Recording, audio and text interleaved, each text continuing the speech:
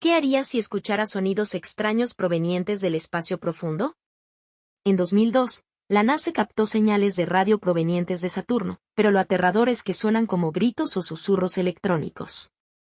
Los astrónomos aseguran que pueden ser emisiones del campo magnético del planeta, pero otros creen que podrían ser señales de una civilización avanzada.